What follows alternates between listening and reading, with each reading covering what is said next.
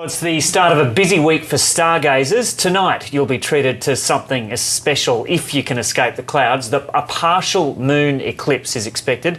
And then on Wednesday, there's the transit of Venus. One man who'll have a pretty good view of both is Geoff Wyatt from the Sydney Observatory.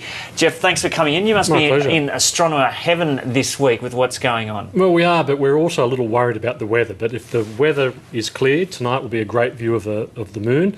38% of it will be covered by the Earth's shadow, so it's a partial lunar eclipse.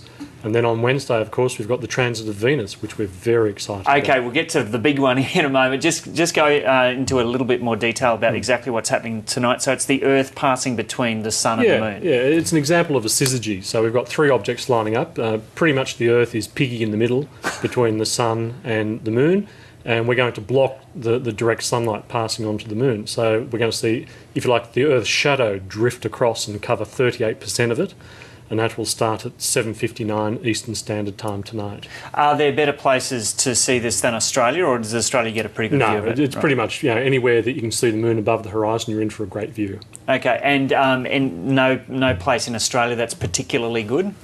No, not really, because... anywhere where there's not clouds. Anywhere where there's no cloud, and as long as it's above the horizon. Actually, some people think it looks better when it's low down.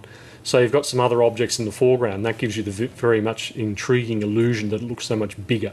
And when's the next partial eclipse? These are relatively common, you said. They are common. You get roughly 1.5 per year, but we don't get to see one in Australia until 2014. So we've got a bit of a wait ahead of us. Okay, so make the most of tonight. That's it. Okay, so now let's get on to the big one, the transit of Venus. What is the transit of Venus? Okay, technically it's a teeny black spot drifting across the front of the Sun for 6.5 hours. So Venus will appear to be 1/33 the diameter of the Sun. So it is quite small. If you've got safe equipment, and that does not include welding glasses, then you can look at it, but otherwise you can't, so you have to watch it online. But we're going to see a little black spot drift across for 6.5 hours. Yeah, we're just seeing some. We were seeing some pictures up there. So, how can you tell what safe equipment of safe glasses are? Yeah, unfortunately, there's a lot of popular myth out there that you can use doubly exposed film, X-rays, dark glasses, and welder's glasses. You can't. That's really important. You can use eclipse shades, which are available. I think Sydney Observatory is just about sold out, but there are a few other retailers that sell them. Proper solar filters, and they're pretty much sold out as well, or eyepiece projection, and you can get those details from our website. So this is happening on Wednesday, and about what time on Wednesday? Does it differ for different parts of Australia? Yes, it does. It depends on the time zone, but on the east coast here it's from 8:16 a.m. The first 18 minutes are very exciting. That's what we call first contact and second contact. And you've got over 5 hours in the middle where it's still pretty cool. What's second contact when it passes fully into the... The first instant, it's fully inside the Sun's disk as we see it. And that's the important part in the past for working out the distance from the Earth to the Sun.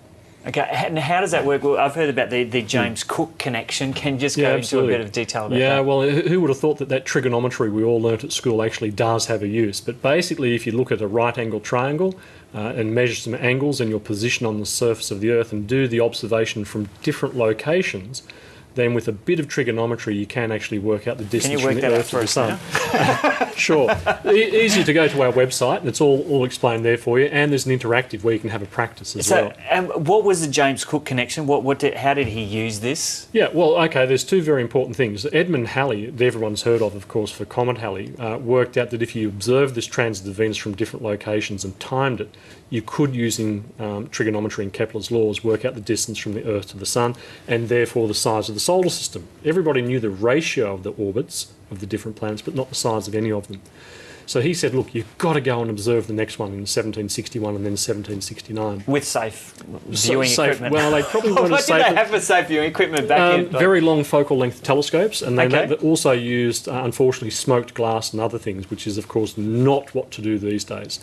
But so Cook had a two-part mission. First of all, to observe the transit of Venus from Tahiti, but then to go and look for the great missing landmass that they suspected was down in the south. So he sailed south of Tahiti, gave up, thought there was nothing there, and then sort of headed west and bumped into New Zealand, and then came over to have a look at New Holland and stuck the flag in. And that's why we speak English as our, if you like, our native language now instead of French or perhaps Portuguese. And here we are. And this is pretty rare, is it? It is indeed. It's a cycle of 243 years.